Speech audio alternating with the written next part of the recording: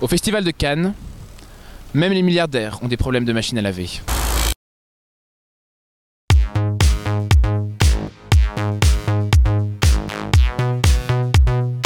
Cannes, jour 5. Aujourd'hui, on découvre une des révélations de ce festival, l'actrice transgenre Lena Bloom, qui a répondu à nos questions sur Port Authority, une romance dans le milieu du voguing et aussi un sérieux prétendant à la Queer Palm.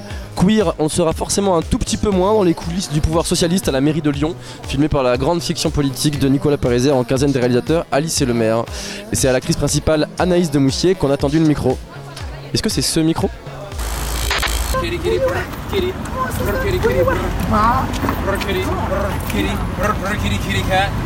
Le voguing est aujourd'hui à l'honneur sur la croisette avec Port Authority, le premier film de Daniel Lesovitz présenté à un certain regard. Le film commence par l'arrivée d'un jeune garçon à New York. Voilà, il est complètement paumé et sur le quai de la gare, il va tomber nez à nez avec une troupe de jeunes danseurs, donc de vogueurs, et surtout l'une d'entre elles qui est incarnée dans le film par une actrice, Lena Bloom, une actrice transgenre qui est la véritable révélation du film. I think the idea of having a heterosexual man dating and loving a trans woman is very taboo. There are men out there in the world that do love trans women, that love women and see trans women as women. So for him, I think he was just looking for someone to see him. This is a very real story. This is my story. This is a mini black and brown gay, lesbian, transgender stories. It's very alive. It's just now it's been given a camera. Une histoire d'amour qui échappe complètement aux clichés habituel qu'on voit lorsqu'un personnage transgenre est traité dans un film, puisqu'ici son identité de genre n'est plus du tout un problème et leur histoire d'amour peut complètement s'épanouir et être vécue au grand jour. En termes de mise en scène, le film est extrêmement enlevé, il est mené tambour battant, on est face à un teen movie complètement inscrit dans les États-Unis, à New York, mais qui montre une facette de New York qu'on n'avait jamais vue et qui révèle véritablement le regard d'une réalisatrice. Donc à suivre. Je vais essayer de vous exposer ma situation. Je vais essayer de le faire en peu de mots, d'accord ? J'arrive plus à penser. Plus du tout. Enfin, vous voyez ce que je veux dire ?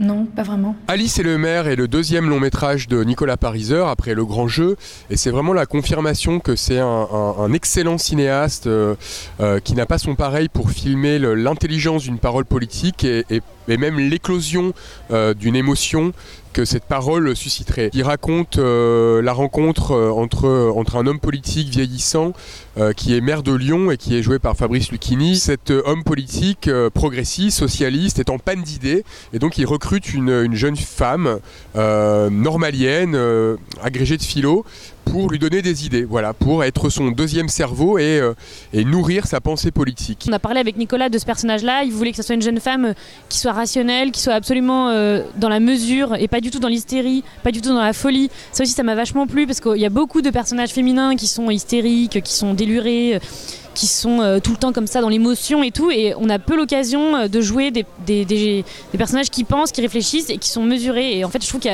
c'est un terrain de jeu génial, il y a plein de choses délicates et subtiles à faire, et donc moi j'ai adoré être cette jeune femme, quoi. Ça fait longtemps que j'avais pas autant aimé Lucchini. À mon avis, c'est un de ses meilleurs rôles. Anaïs de Moussier est également extrêmement impressionnante. Elle est d'une précision diabolique, elle en fait très peu et en même temps elle exprime énormément de choses émotionnellement en faisant très peu. C'est la première fois que je tournais avec Fabrice Lucchini, j'étais hyper contente parce que c'est un acteur que j'ai toujours aimé. Ça s'est vraiment très très bien passé, quoi. On a vraiment eu une grande complicité, il était ultra engagé dans le film, ultra motivé. Enfin, j'étais hallucinée par son énergie, par son envie de travailler en amont, de lire, de parler. Enfin, il est très très investi, ce qui est surprenant, je trouve, par rapport à sa longue carrière. Un état des lieux très fort de la politique française et des enjeux écologiques et des enjeux sur le progressisme, tout en étant extrêmement émotionnel. Voilà, c'est un film qui est sur la corde comme ça, qui est précis, qui est intelligent et qui est très émouvant. Quel acteur ou actrice vous voudriez comme président ? C'est une question à la con, hein. Ouais. Ils sont contents en plus. Emma Watson en présidente, elle serait bien. Oui, elle a fait des discours à l'ONU et tout. Voilà, ben, elle mettez-la, elle fera des meilleures lois que les Américains. I would say Peter Sellers, but he's dead. Yeah, he needs to be alive. Comme président, j'en sais rien. Quelqu'un de sympa. Shia LaBeouf. Yeah, why not? He's ridiculous. Politics are quite ridiculous these days, so yeah. Déjà. Kevin Spacey. Pourquoi ? parce qu'il a interprété le président des États-Unis dans House of Cards. Ouais, mais ça chauffe pas un peu pour Kevin Spacey en ce moment? Certes. Miss France 2019, je l'aime bien. Macron est déjà un bon comédien. Hein. Ah ouh, petite pirouette.